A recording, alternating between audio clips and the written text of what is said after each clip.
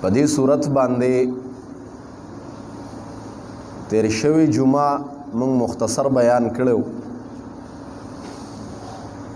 او هغه بیان واقع نیمه کې پاتې شوی و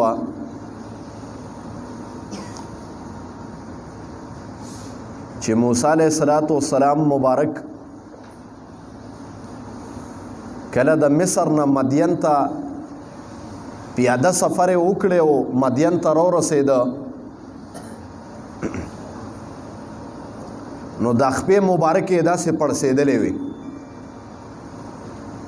ځکه موسی علیه السلام خو چې ته سفر نه و کړی او نه پې داسې سخت راغلی وه ځکه 30 سال مسلسل موسی علیه السلام مبارک د فرعون په کور کې پاتې شوی ځکه فرعون ورته زوی ویلی وي دا موسی زما زوی